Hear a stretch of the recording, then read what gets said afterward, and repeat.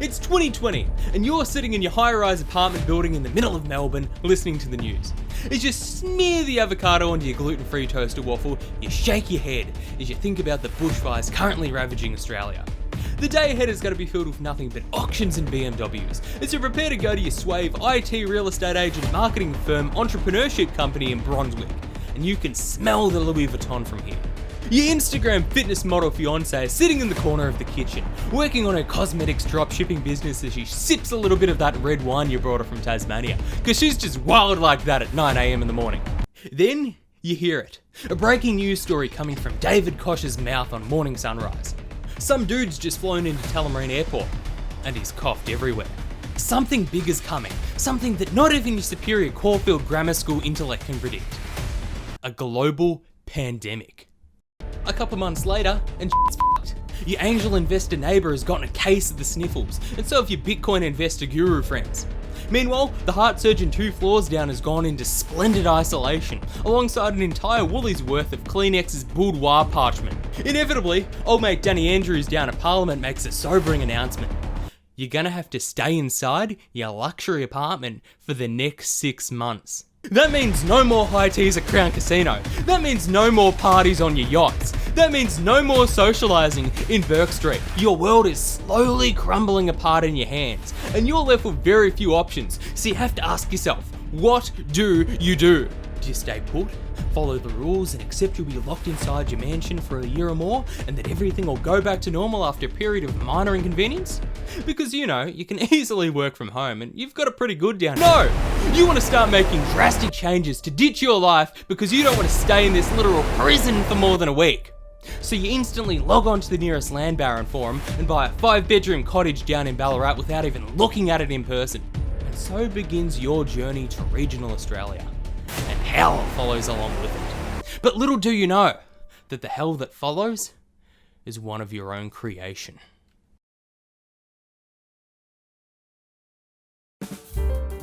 Over the past few centuries, regional Australia has gained a reputation as one of the most comfiest places to settle down. And coming from someone who's lived in regional Victoria for God knows how long, I can politely say that this reputation is well earned. You think you've seen Pete Comfy, but you're wrong. Wrapping yourself up while watching Netflix on a rainy, coldy night? Nah, regional Australia is comfier. Christmas with the family now that your uncle is out of prison after serving his sentence for aggravated arson? Nah, regional Australia is still comfier. Living on welfare 24/7 while everyone else around you is stuck living a meaningless existence working 9 to 5 till they drop dead from exhaustion and depression? Nah, regional Australia is still way comfier. It doesn't matter where they are in the world, rural towns are the epitome of sleepy little cutesy-villes. It's a lot like Smallville, only without the meteor rocks or the prevalent sex cults.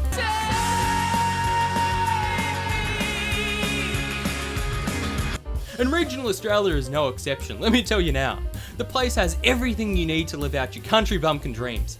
You ever consider driving without a licence up a bush track filled with potholes and violent native animals? You ever wanted to wake in the morning and watch a biker gang cook meth in the clubhouse across the street? You ever wanted to know literally every single person within a 3-kilometre radius, to the degree where you know literally every single deep, dark secret they have hiding in their closet, creating a fucking murder mystery novel when someone you know gets stabbed to death in the middle of the street? And as someone who's lived here for the past 20 or so years, I can honestly say that this shit's pretty cash. But around 2020, things started to change. You see, when COVID hit, society crumpled quicker than my will to live. People started to panic, buying shit tickets, running riot, and beginning armed vigilante patrols to ensure kids were wearing their masks/muzzles 24/7. But above all this, we began to experience a special event.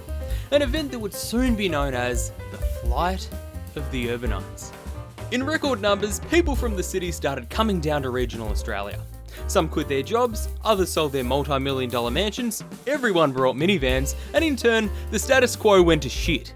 House prices in the region started rising, tap bars began to open everywhere, man buns popped up, and out of the darkness, Triple J began to materialise from people's sound systems. Yeah man, we hate the government. Unless it's our people in government, than which we love the government. Now, here's our top 100 picks of random garage bands that you've never heard of. As soon as these pricks started coming down to regional Australia, shit took a turn for the worse. These bastards changed our way of life through the power of urbanisation and the near gentrification of our towns. But all this crap just made us wonder. What could these people possibly want with regional Australia? This place is a shithole. Like, are they looking to buy a house down here? Because housing affordability in regional Australia is at an all-time low. House prices are already shit, of course, but if you come down here, you're just going to make it worse. 20 years ago, Australians could buy a house for $80,000. That's the average wage now in 2022. Now, even a shitbox in the middle of Tarrangalla will cost upwards of $1 million.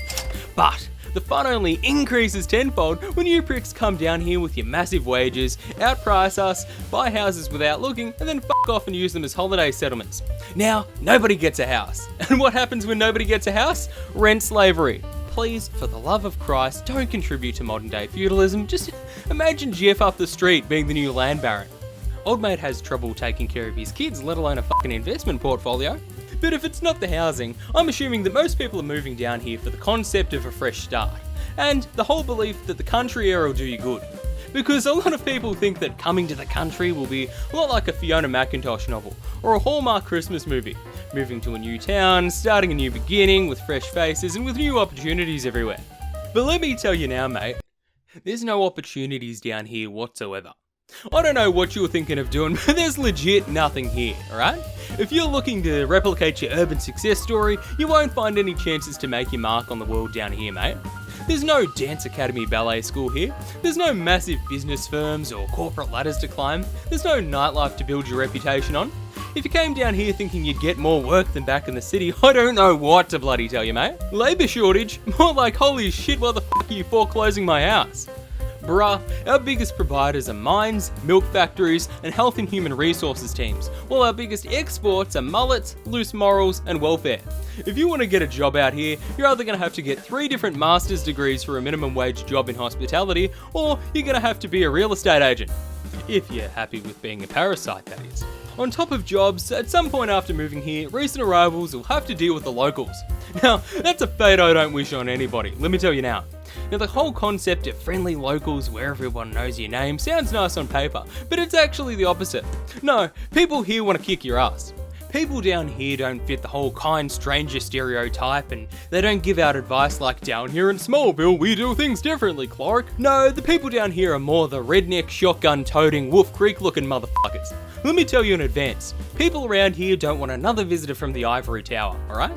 I've never once seen anyone pull up a seat and get to know ya, because many of them are too busy waiting for Centrelink handouts, while the rest of them are being held in custody waiting for bail. Do you know how many felony convictions there are in Ballarat alone? Neither do I, because there's too many to fucking count.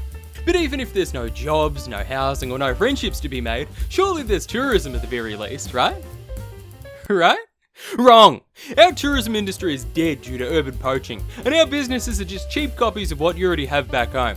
Like, you literally have Myers headquarters, David Jones, and Pancake Palace on the same street back home in Melbourne. We have Target Country. I don't see any competition here, do you? A lot of people wander across the rural towns and counties in the hope that they can explore the nation and uncover some of that rich history the country is known for. Too bad all you pricks left it at home, hey? There's literally nothing left here that's worth your time. A couple big bananas and lobsters, sure, but other than that, dead. The museums back in the city have everything you need to know. That, and you guessed it, the internet. And if that hasn't deterred you, mate, good luck finding a hotel nobody's died in. There's not many vacancies, and when there are, there's dried blood under the door. All the good concerts are being held in the cities, so the best we can do is grooving the moo once a year. And most of the time, these are filled with yuppie city pricks anyway, so it's as if you've never left home. And don't even get me started about romance. Look, I get it, alright? Some of us down here look like hot stuff from afar, and I understand.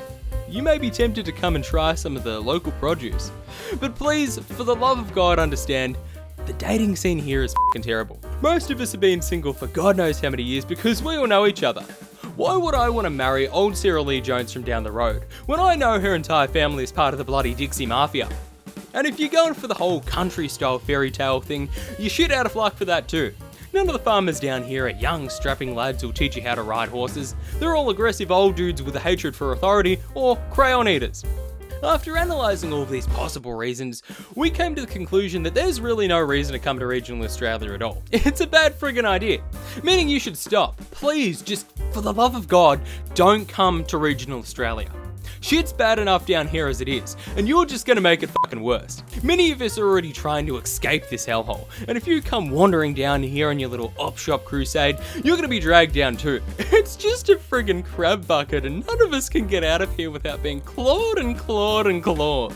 Many of you probably thought your move was temporary, and that you could just dart back to the city after the pandemic was over. But oh no, you're stuck here now, babe. Please, look, I'm on my hands and knees. Just don't come here, okay? For the sake of your children, I will literally pay you to stay away.